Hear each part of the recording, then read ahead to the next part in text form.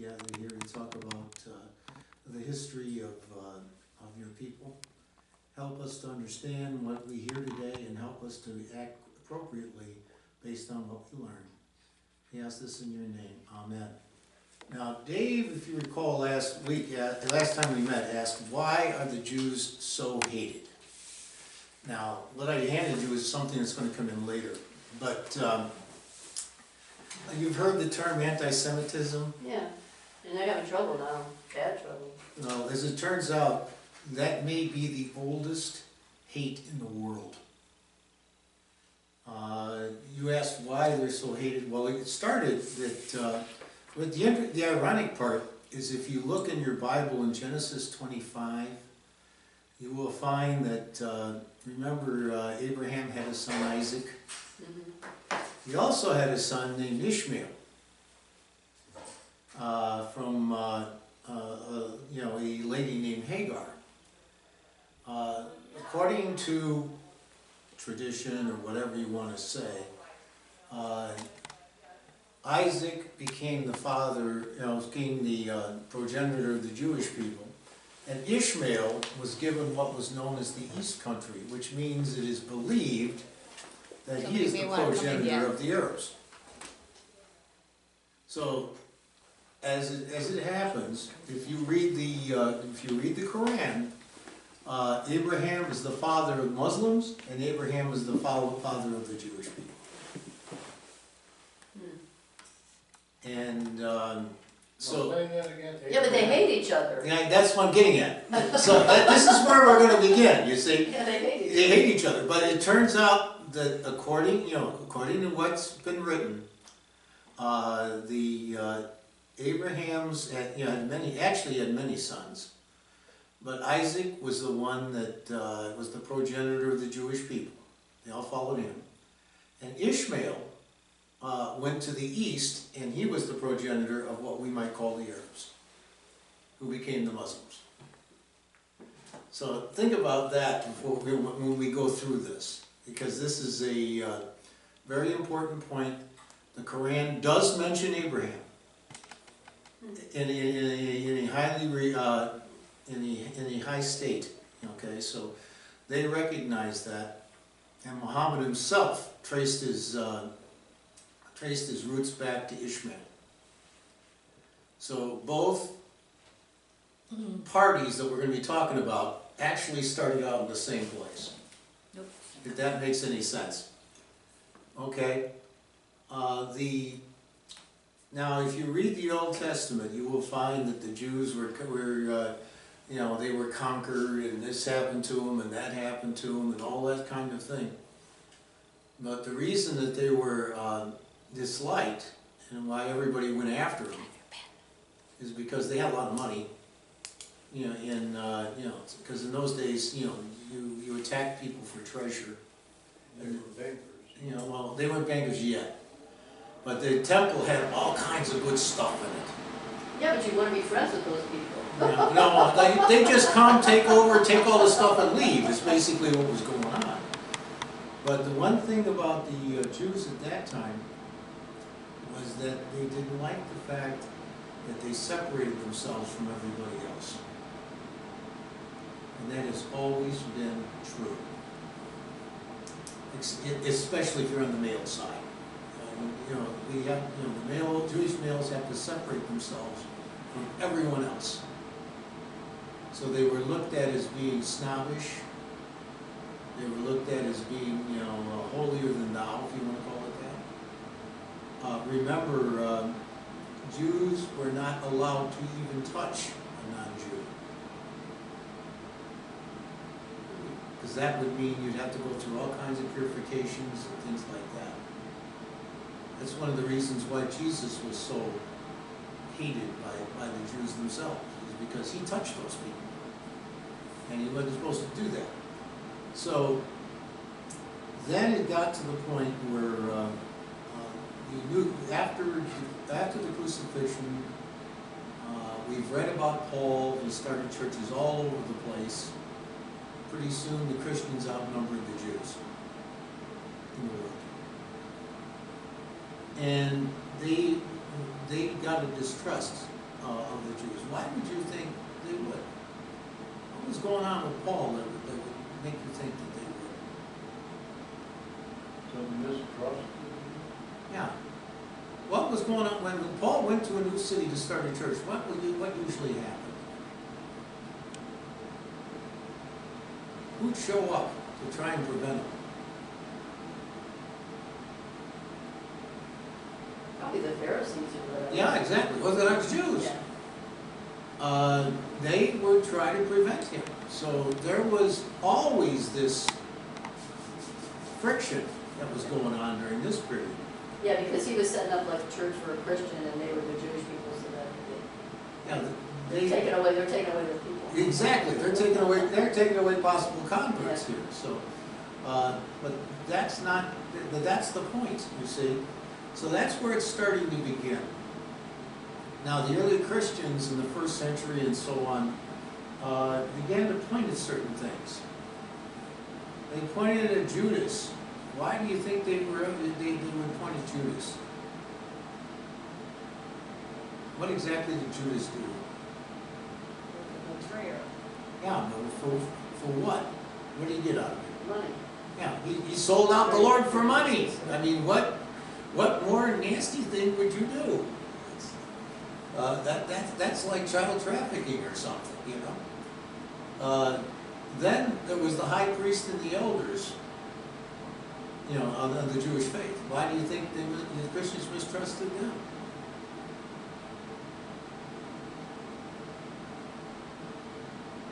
Well, we'll put it this way: who wanted Jesus dead? They did. So, and also the Jewish crowd on that Good Friday morning, they had a lot of bad things to say about them. I mean, after all, remember who they rather have?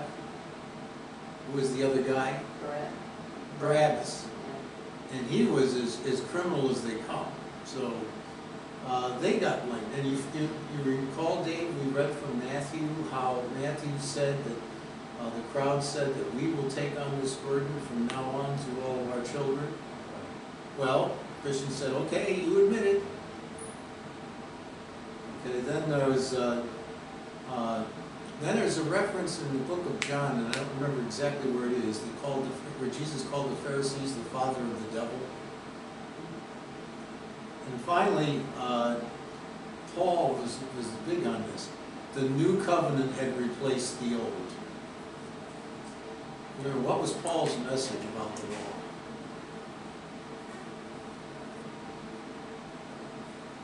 Remember what he said about how he followed the law? And then he said, really, the law doesn't matter. You know, it's the faith in Jesus Christ that matters. Well, that caused all kinds of problems as well. So this is where it's starting to build. You see what's going on. Then when Rome fell in AD 470, that was Attila the Hun. Although in the movie he's called Attila. Okay, they came and they sacked Rome and did all those things, and Christians were trying to come up with a reason why. Why did this happen to us? Augustine was writing at that time. And Augustine, who do you think he blamed? Did he blame the Church of Rome? Of course not. He said it was all the Jews' fault because the Jews were murderers of Jesus and they should face exile and subjugation. So we're talking 470 AD now. At the same time, he said the Jews will be tolerated because at least they follow the Old Testament, and we have that. That was Catholic doctrine. Anybody got a guess for how long? 1800.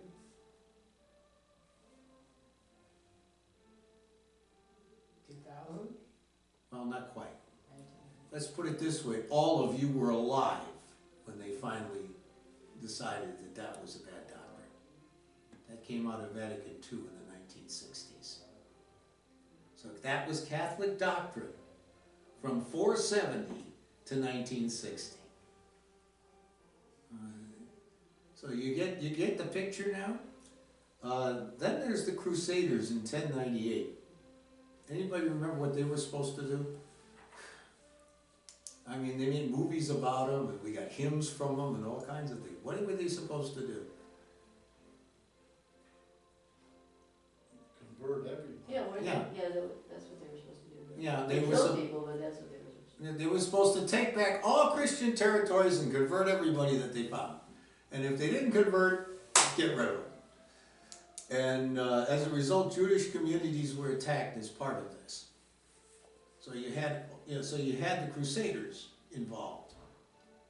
Then in the Middle Ages in Europe, Jews were not allowed to own land.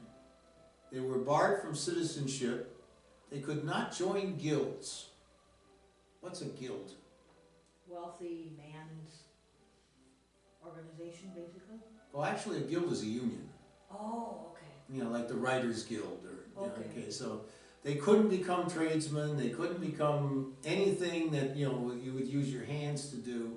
No carpenters, barrel makers, any of that kind of stuff. They could not serve in government in any form, and they could not marry a Christian.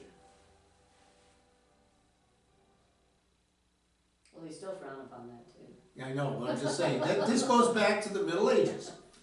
They And they frown. here's some of the reasons why. There was a myth around, and I found this in 8 different places, that the Jews were capturing and sacrificing Christian children to lose their blood as part of the Passover.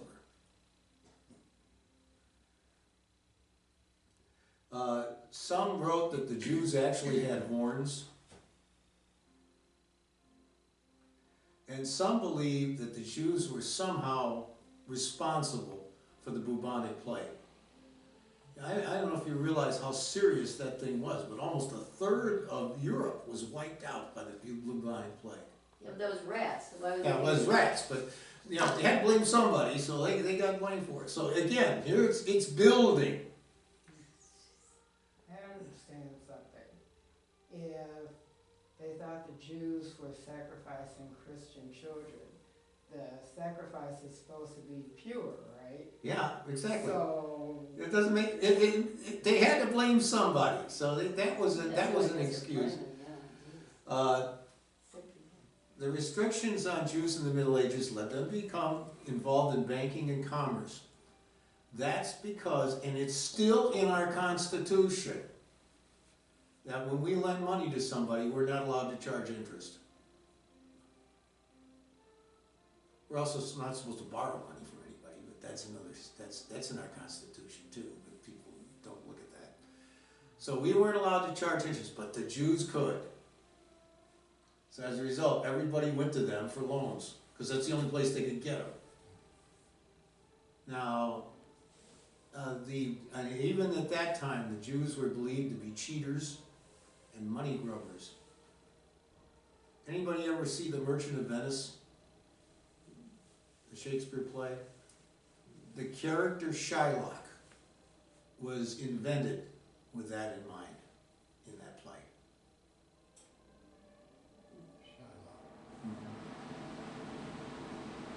So, now, it turns out that there was a part of Spain, on the southern part of Spain, that the Jews did find a home for a while.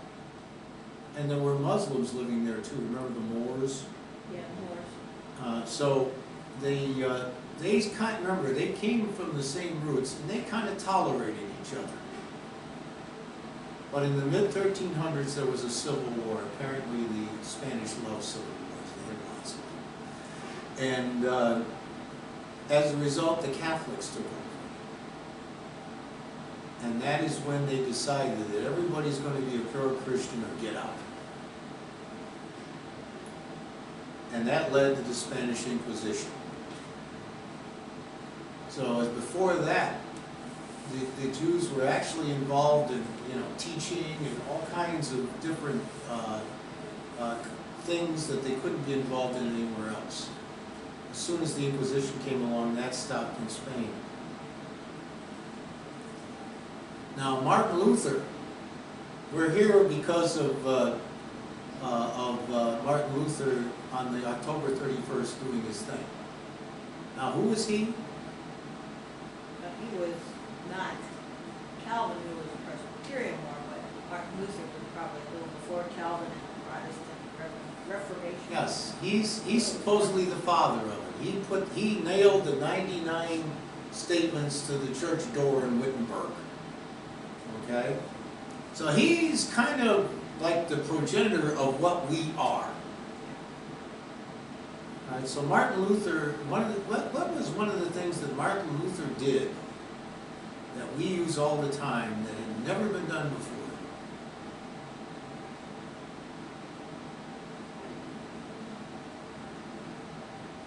He translated the Bible.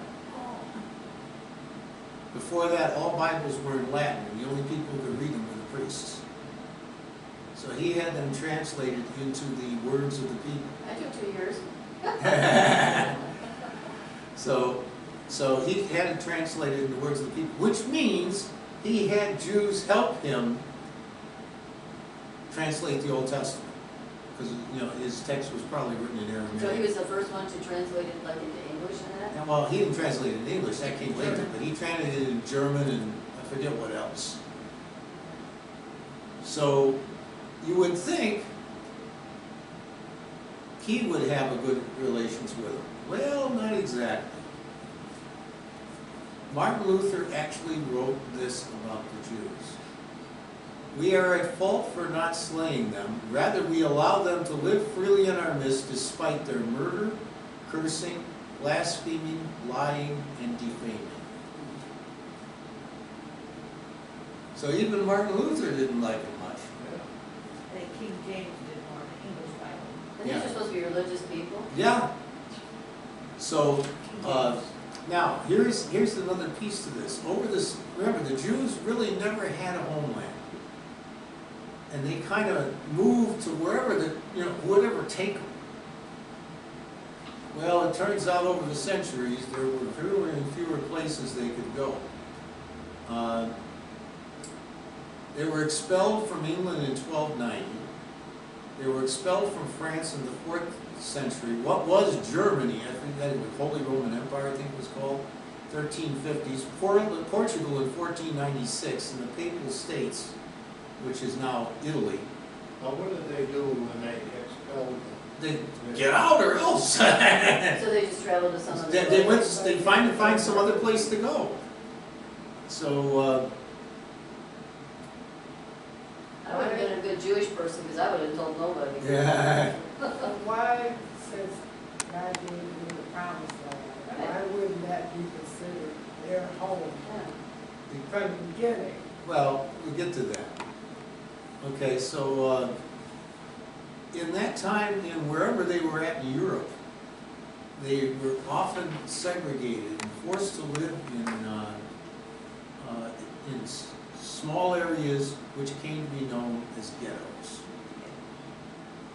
The Jewish people? Yeah, so that dates back. That dates back to the Middle Ages. So it turns out that the Jews, most of them ended up in Poland because there was a Polish prince, I forget his name, who offered them safe haven. So it wasn't long before most of the Jews in Europe were living in either Poland or Western Russia, what is now Western Russia. Now, remember, that's very important when you think about World War II. Why it was so important for Hitler to conquer Poland. Because there were so many Jewish people. So Yeah, exactly. So, now, even after that, there was a war between the Poles and the Ukrainians, and a lot of Jewish people that were living there got caught in the middle. then the Enlightenment period. Remember the Enlightenment period after the Middle Ages ended? That's the Renaissance and all, you know, the great thinkers and all those people. You know, there was a slight change. Instead of the blaming Jews for the crucifixion, what they did, what the great thinkers like Voltaire said, they blamed them for the advent of Christianity. Because it was the Christians that ran all over the world killing people. So it was the Jews' fault that the Crusades existed. And And what was Voltaire? was He was a that? I philosopher. mean, no, I mean, religious-wise. He probably wasn't. He was probably a deist. Mhm. A deist said God created the world and just kind of sat back and Nothing else watched it happened, happen. God created it.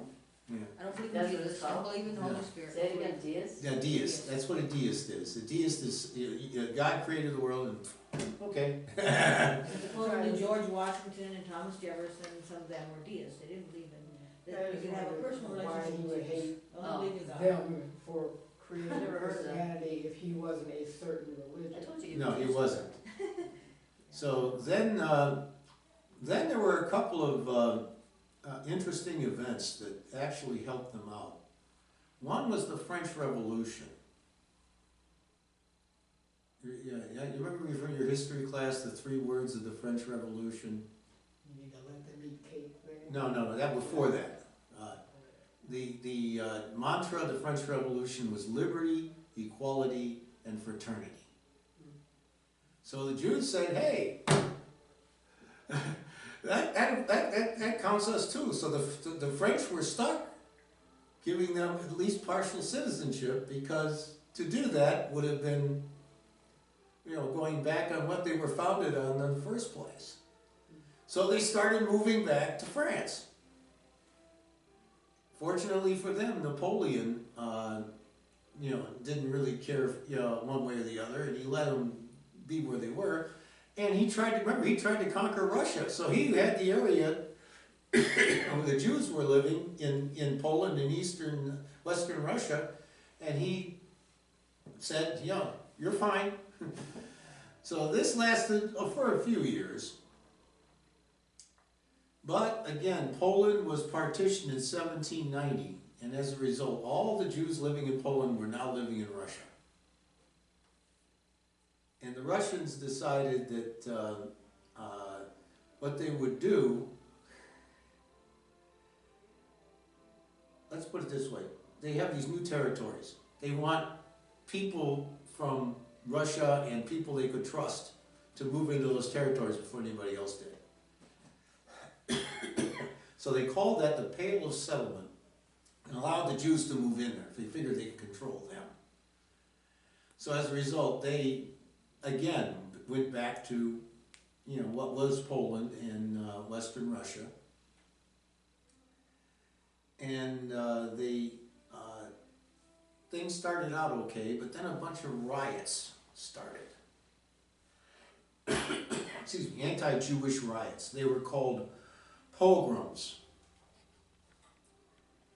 And the Russian government had no choice but to pass the May laws of 1882, which stripped the Jews of any land that they had gotten and forced them to remain where they were.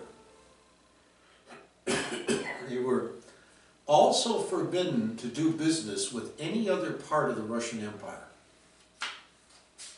Now you have to understand, the Russian Empire covers 12 time zones. So that hurt them badly. So where do you think the Jews went next?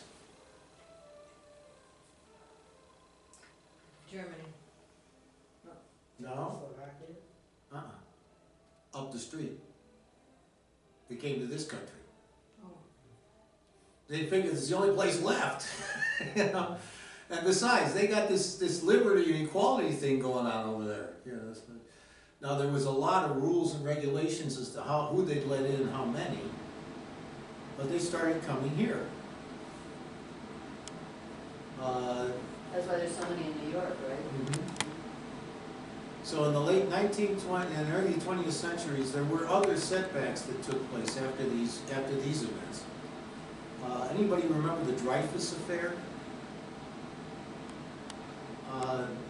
Albert Dreyfus was an officer in the French army who happened to be Jewish, wrongly accused of a serious crime.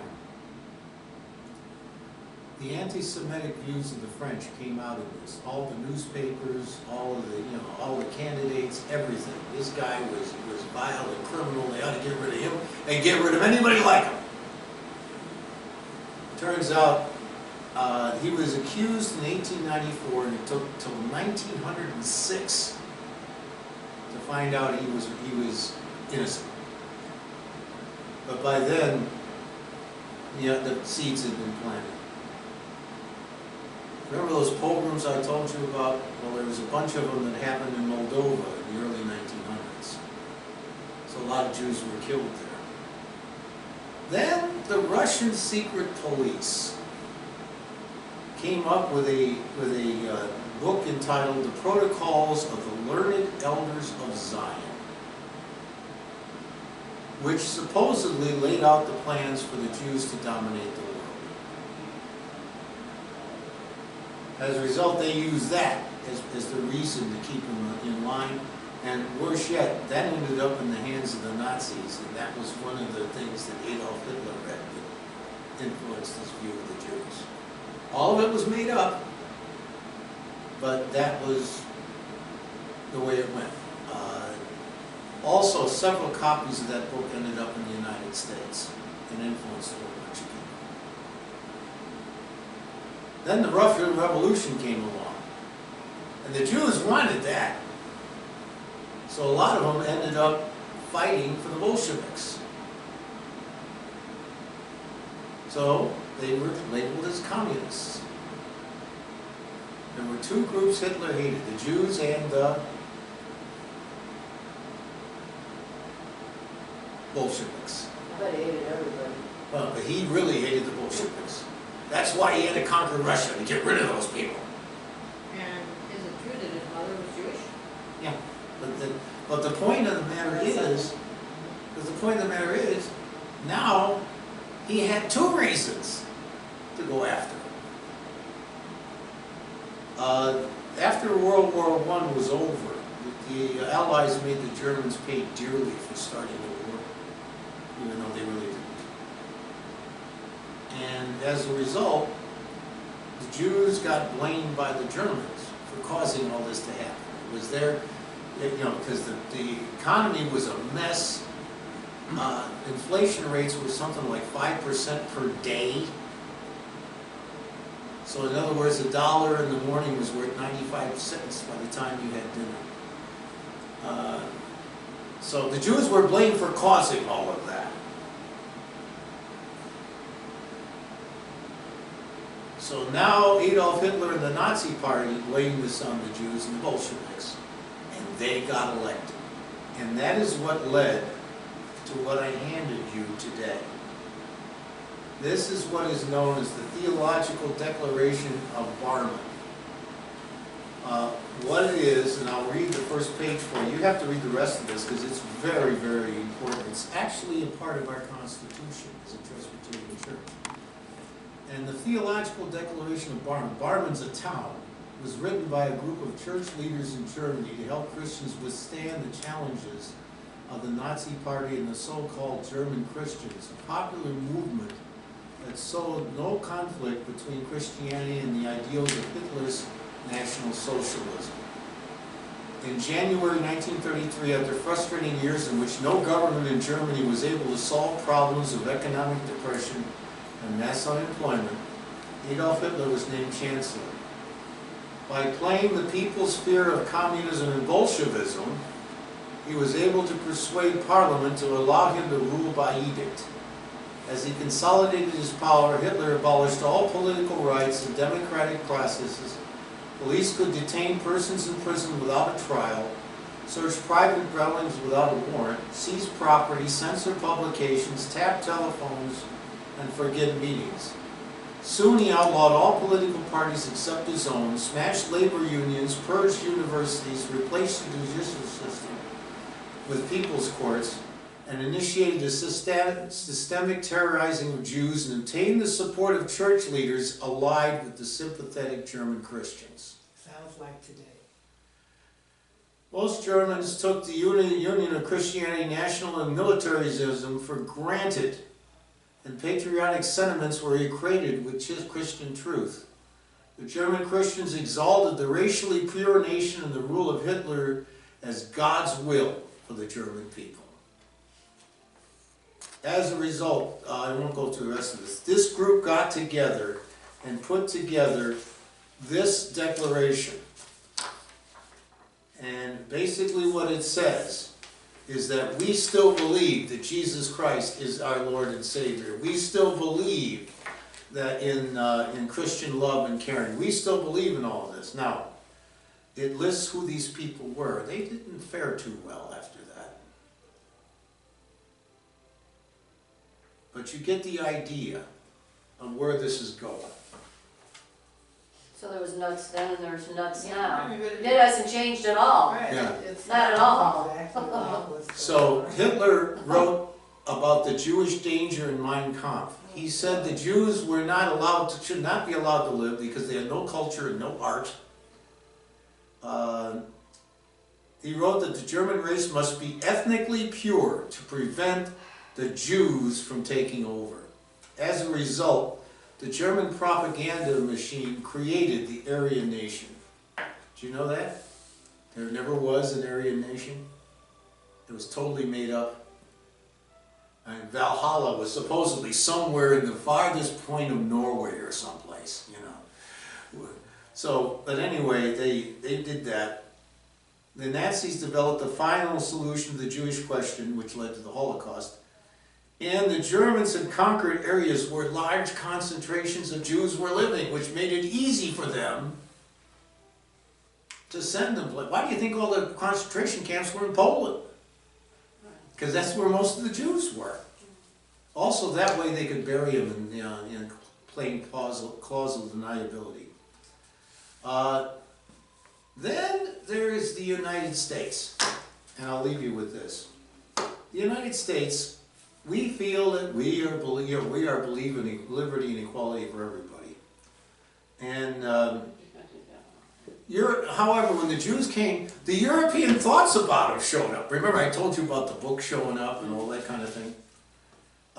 There were several incidents in the 20th century. For example, Leo Frank was lynched after he was acquitted of a crime by the governor of Georgia. That led to the founding of the Jewish Anti-Defamation League. I'm sure you've heard of that, right?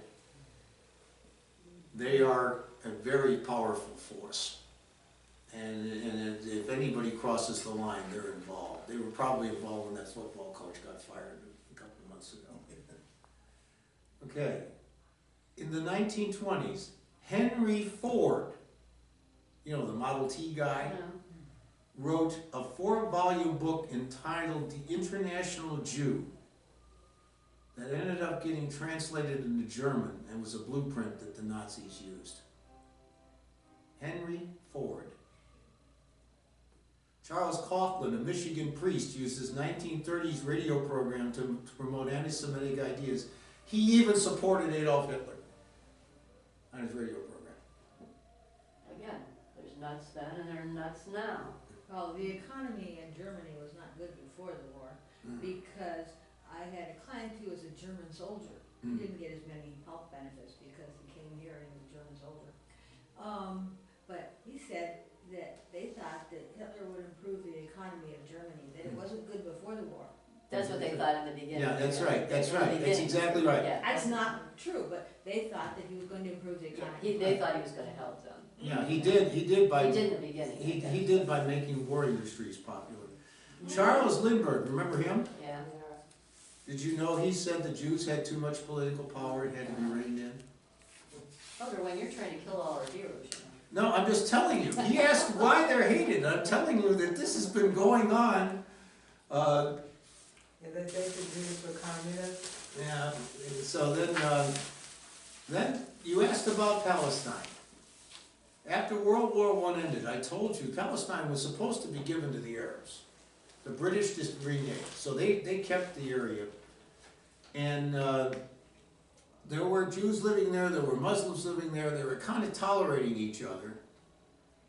But the British issued the Balfour Declaration in 1929, which expressly said they intend to establish a Jewish homeland in Palestine. There it was, in writing. The Arabs went nuts. Riots broke out, all kinds of bad things happened. So in order to appease them, they stopped letting Jews move in. The British did. Now after World War II, guess what? The Balfour Declaration came up again, and the British said, "Oh, we don't want to deal with this." So they told the United Nations, "You figure it out." And that's how the state of Israel came to be known. So you can see that this has been one of those things where nobody wanted to step up and say, "Hey, move here," or let's conquer this little piece of territory and it'll be ours. That's not the way it worked. You see that the Jews were really nomads. They just moved from any place that would take them to any place else that would take them. The situation today is not against the Jews, it's against the state of Israel. The actual physical place, because that was taken from the Muslims and they want it back. Aren't the 8 Arabs and Muslims, aren't they all Muslims? Not all of them, but most of them. There are Arab Christians. In fact, our Synod executive was descended from one. There are Palestinian Christians. His name is Rafat Zaki, and he was from Egypt, and so technically he was Arab. But you know, there are Arab Christians around, and there are Arab missionaries around. So, I mean, there's only a few of them, but they do exist. So that gives you an idea about how we got to where we are today. Yeah. The fact is that, you know, it's one of those things that nobody wanted to stand up and say, "Hey, you're safe here." And the one person who did, he ended up losing everything in the end. I mean, Poland lost all its territory, and it took World War I to give it back to it. Yeah, that's